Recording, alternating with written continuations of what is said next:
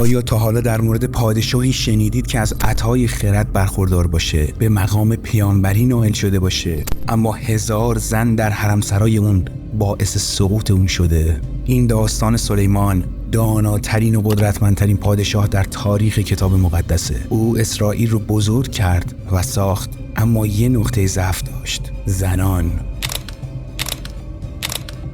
تمایل او به زنان قضاوت اون رو خدشه‌دار و تیره کرد و اگرچه سلیمان همه چیز داشت که بزرگترین پادشاه اسرائیل بشه، اما در نهایت اینطور نشد. خداوند به سلیمان حکمت داد و او اسرائیل رو پادشاهی قدرتمند، پر از ثروت و روابط تجاری با قلمروهای دوردست ساخت. اما حرمسرای او یک باغ سرسبز بود، متشکل از 700 همسر و 300 صیغه. هر کدوم از گوشه‌ای متفاوت از جهان بودند. پرنسس هایی از مصر با چشمان مرموز و زنان موآبی از گوشه کنار جهان، هر کدوم با داستان‌ها و روایت‌های خود در حرمسرای سلیمان درگیر شده بودند.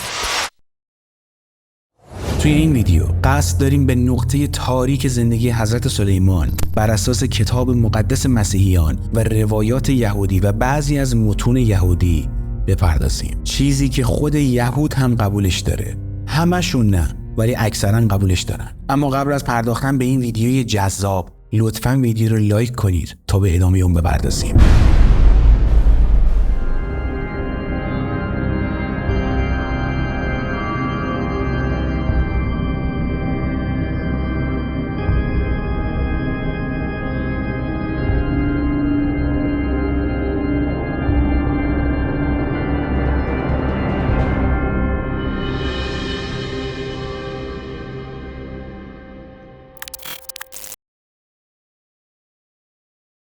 حرمسرای دربار سلیمان به هزارتویی از دسیسه‌های سیاسی و اتحادهای شکننده تبدیل شد، در صورتی که سلیمان صلح رو پایه‌گذاری پادشاهی خودش کرده بود، با اتحادیهایی که پیشکش‌هایی برای اون می‌آوردند. هر زنی قطعه‌ای ماندگار از سرزمین خود رو به ارمغان آورد و کاخ رو به ملیله‌ای زنده از فرهنگ‌های مختلف تبدیل کرد. اما این اتحادیه‌ها شمشیر دولبه بودند. اونها اعمال و رفتار خدایان خودشون رو هم با خودشون آوردند که این ایمان خالص و فرهنگ اسرائیل رو به چالش کشید. بنابراین حرمسرایی متشکل از 1000 زن دلیل سقوط اون شد. آیا واقعاً سلیمان قادر به کنترل شیاطین هم بوده؟ عواقب مرگ اون برای پادشاهی اسرائیل چه بود؟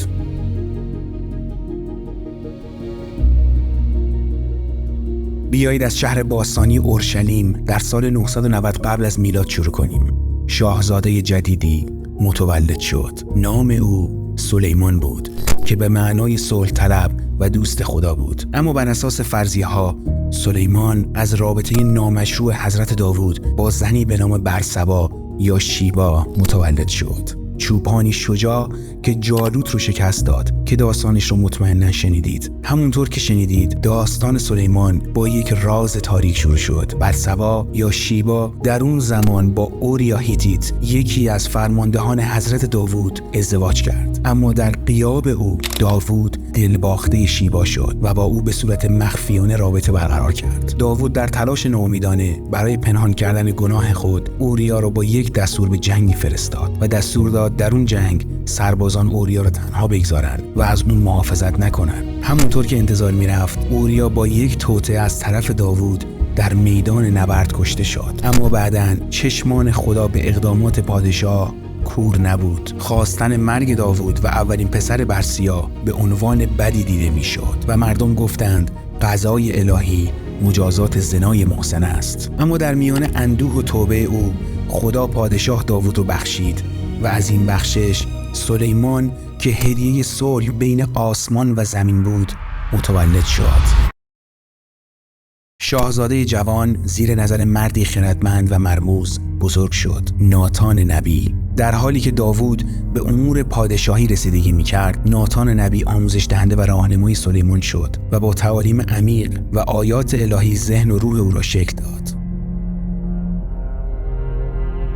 ناتان سرنوشتی خارق‌العاده در سلیمان دید و نوید عظمتی را که در دل شاهزاده جوان میسوخت دریافت کرد. ناتان میدونست که سلیمان اولین فرزند حضرت داوود نیست و برادران بزرگتری بودند که ممکنه ادعای تاج و تخت کنند. و ناتان راز تاریکی رو میدونست. اون داستان کامل زنا بین داوود و برسبا رو میدونست. مادر سلیمان با حیله‌گری و اراده ناتان تصمیم گرفت از این دانش به نفع خودش استفاده کنه. در دربار با حضور داوود و دیگران ناتان شروع به کاشتن این ایده کرد که سلیمان قرار وارث تاج و تخت بشه. با کلماتی که به دقت انتخاب شدن و بینش‌های نبوی و البته گفته‌های میکائیل به حضرت داوود اون رو متقاعد کردن که انتخاب سلیمان خواست خدا بوده. بعد از اون داوود ذره ذره در پسر کوچکترش نوید آینده‌ای با شکوه رو دید. هنگامی که داوود مریض شد و مرگ اون نزدیک شد، نیروی لازم رو برای تایید مجدد تصمیم خودش و نام سلیمان به عنوان جانشین قانونی خودش جمع‌آوری کرد. با این حال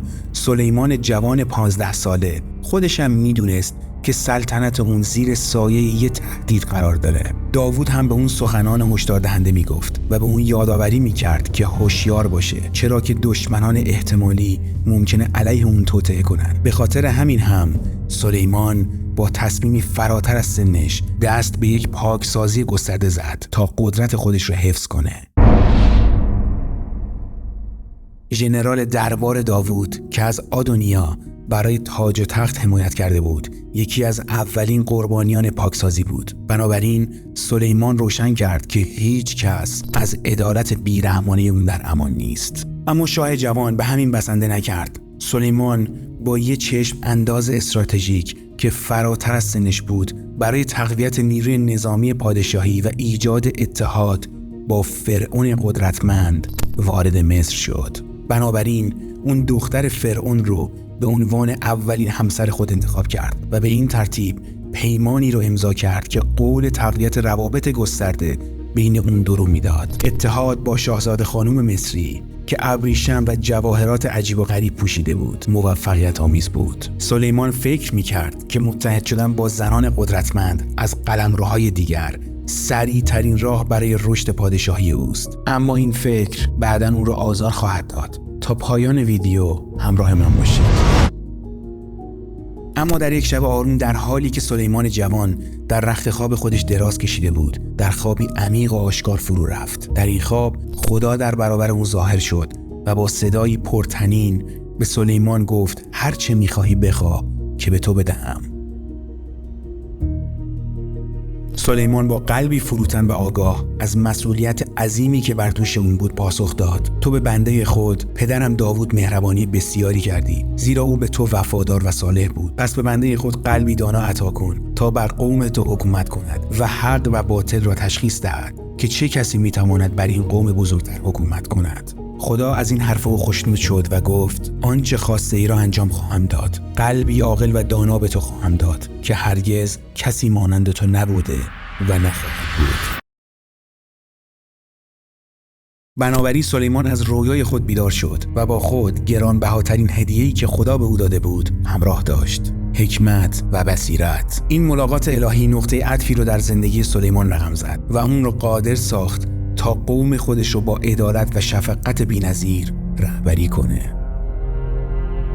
حکمت سلیمان افسانه‌ای شد و از همه ملل مردمی رو که مشتاق به شنیدن سخنان اون بودند جلب کرد. همونطور که نوشته شده و همه پادشاهان زمین حضور سلیمان رو طلبیدند تا حکمتی را که در دل او نهاده بود بشنوند. اما این حکمت توی یک روز به یاد موندنی منعکس شد، زمانی که دو زن روبروی حضرت سلیمان قرار گرفتند و ادعا کردند که هر کدوم اونها صاحب یک نوزاد هستند، یعنی جفتشون صاحب یک نوزاد هستند. هر کدوم از اونها با اشک و شیون داستانهای خودشون رو برای اثبات مادر بودن این نوزاد فریاد می‌زدند. سلیمان با حکمتی که خدا به او داده بود با دقت به سخنان هر دو زن گوش داد. سپس با نگاهی نافذ و صدایی محکم فرمانی صادر کرد که همه حاضران رو شگفت زده کرد: یک شمشیر برای من بیاور تا بچه را دو نیم کنم، نیمی را به یکی و نیمی دیگر را به آن بدهم. در حالی که حضار نفس خودشون رو در برابر ضربات تکان دهنده سلیمان حبس کردند، سکوت عجیب همه جا را فرا گرفت. بعد از اون مادر واقعی در حالی که قلبش از عشق سرازیر شده بود فریاد زد: پروردگارا، فرزند زنده را به من بده و آن را نکش. در مقابل زنی دیگه با سردی آزاردهنده تقسیم نوزاد رو پذیرفت. در اون لحظه بود که سلیمان حکم نهایی رو داد و گفت فرزند زنده را به او بدهید و آن را نکشید. او مادر اوست. خبر این قضاوت فوق‌العاده به سرعت در سراسر پادشاهی پخش شد و قوم اسرائیل از حکمت الهی که در پادشاه اونها بود شگفت زده شدند و البته تمامی قوم اسرائیل از اون ترسیدند. توانایی عدالت اون در اجرای عدالت با بصیرت و شفقت احترام و تحسین مردمش رو برای اون به ارمغان آورد و سلطنت خودش رو تحکیم کرد و میراثی از خود به جای گذاشت که فراتر از نسل‌ها باشد. با این حال مردم و قوم بنی اسرائیل به سنت‌های باستانی چسبیده بودند و در مکان‌های مرتفع در قربانگاه‌های موقت زیر آسمان قربانی انجام می‌دادند. اون زمان هنوز معبد یهوه یا کاخ سلیمان بنا نشده بود. سپس سلیمان برای ساخت اولین معبد اسرائیل اقدام کرد. اما در اون لحظه ابزاری برای دستیابی به معبد بزرگی که در نظر داشت نداشت. به همین خاطر سلیمان به پادشاهی سور یعنی هیام نامه فرستاد تا در عوض فرستادن کالا و غذا اونها ابزار و نیروها برای ساخت معبد یهوه به اسرائیل بفرستند. سلیمان پروژه ساخت اورشلیم و معبد رو شروع کرد که 7 سال طول کشید. اونها ساختاری با دقت و زیبایی بی‌نظیر ساختند. تمامی در و دیوار از طلای خالص پوشانده شد و فضای باز مقدسی برای انتظار مردم فراهم کرد. این فقط معبد یهوه بود که ساخت. بعد از اون به مدت 13 سال برای ساخت قصر خودش زمان گذاشت. قصری با شکوه برای نشون دادن عظمت پادشاهی به دیگر پادشاهان.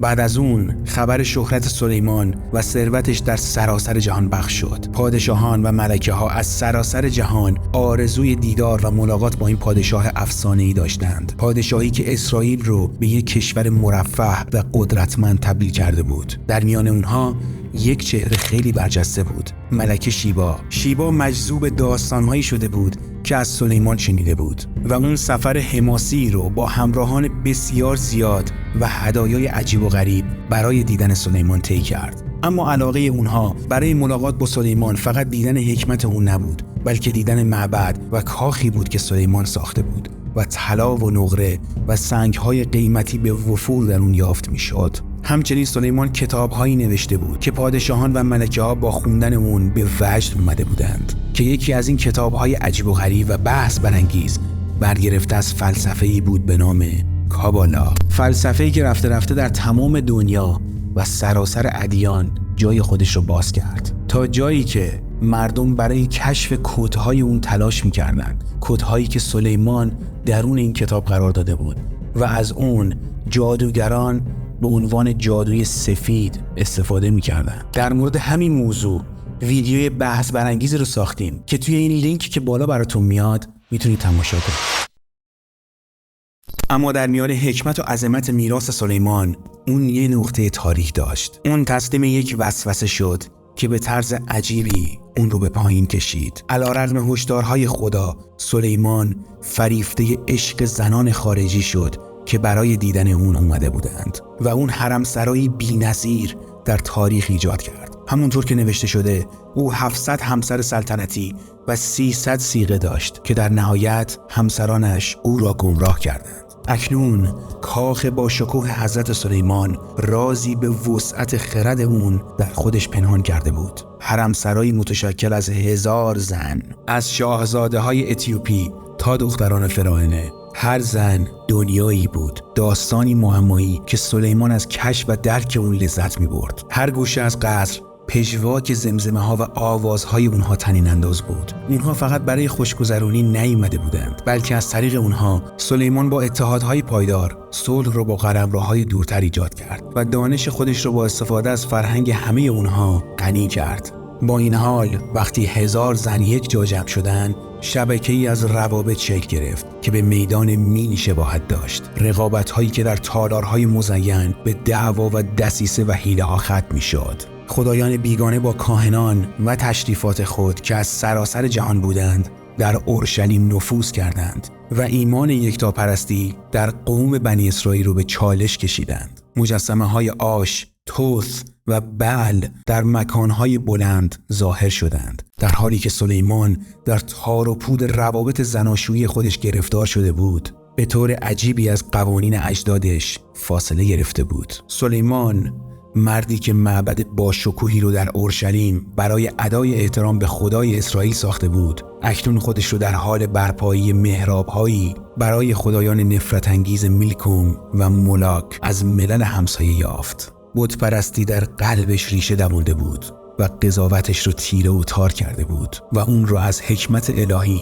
که زمانی زبان زد شده بود دور کرده بود. وجود 1000 زن زیبا که هر کدام با بودن با سلیمان رقابت می‌کردند. خداوند با دیدن قلب منحرف سلیمان پر از خشم و اندوه شد. کسی که از خرد و ثروت بی بدیل برخوردار بود، قدرت ماورایی عجیب داشت، به احکامش پشت کرده بود و خودش رو به پرستش خدایان دروغین سپرده بود. اینجا بود که خدا خشمگین شد و بابت تمامی اینها به سلیمان هشدار داد و اون رو از عواقب اعمالش باخبر کرد. خدا به او گفت به خاطر تمامی این اعمال تو را از جایگاه عظیمی که داشتی جدا خواهم کرد و سلطنت را به یکی از زیر دستانت خواهم داد. سلطنت و میراث سلیمان درگیر حرم سرای او شده بود. پس از عواقب بت‌پرستی و نافرمانی سلیمان طولی نکشید که دشمنان آشکاری از درون و بیرون پادشاهی اون به وجود اومدن و با دنبال سوء استفاده از ضعف معنوی پادشاه برای اهداف خودشون بودن. در همین میان افرادی برای نشستن بر تخت قدرت علیه سلیمان توطئه کردند. در کل اسرائیل کاملا به هم ریخته شده بود. سلیمان به خاطر تمام این تاریکی‌ها که به وجود اومده بود ناامید شده بود.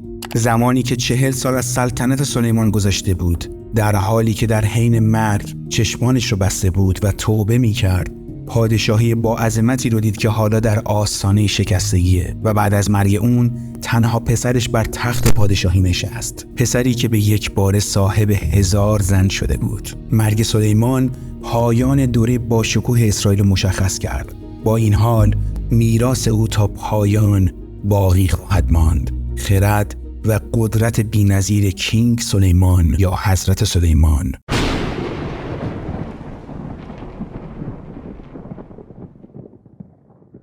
اما یه چیز شگفت انگیز دیگه هم وجود داره، جزئیاتی در داستان حضرت سلیمان که این فقط به متون آپوکریفا که به اصطلاح به متون باستانی یهودی و مسیحیان گفته میشه و همچنین به گفته خود یهودی ها در کتاب و وصیت‌نامه حضرت سلیمان گفته شده. طبق این روایات سلیمان نه تنها یک پادشاه دانا بود و یک سازنده شگفت انگیز، بلکه دارای یک انگشتر جادویی معروف به انگشتر حضرت سلیمان بود.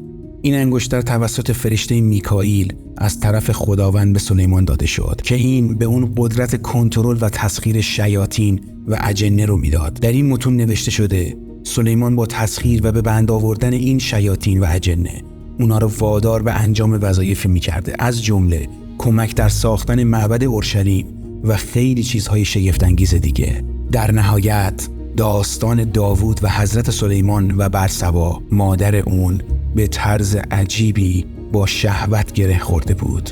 تمام حرفایی که توی این ویدیو زده شد حرفای شخصی من نبود، بلکه بر اساس متون مسیحی، کتاب مقدس مسیحیان و همچنین منابع آپوکریفا بود. این که این مسائل در مورد حضرت داوود یا حضرت سلیمان واقعیت داره یا نداره قضاوت با خودتون. خیلی ممنون که تا اینجای ویدیو همراه من بودید. لطفاً کانال رو سابسکرایب کنید و زنگوله کنارش هم روشن کنید که هر وقت ویدیوی جدیدی گذاشتیم از اون باخبر بشید تا در کنار هم دیگه به تمام رمز و رموز دنیا پی ببریم و لذت ببریم. داستان انگشتر شگفت‌انگیز حضرت سلیمان و حتی مقبره اون رو که دانشمندان و باستانشناسان پس از 3000 سال تلاش میکنن که پیداش کنن و زمانی که پیداش کردن چیزی دیدن که همه رو شوکه کرد. توی 2 اپیزود که لینکش این گوشه براتون میاد میتونید تماشا کنید و پیشنهاد میکنم حتما تماشا کنید. با این ویدیو 3 اپیزود سرجم در مورد حضرت سلیمان ساختیم به خاطر اینکه فوق العاده جذابه. در نور باشید. بدرود.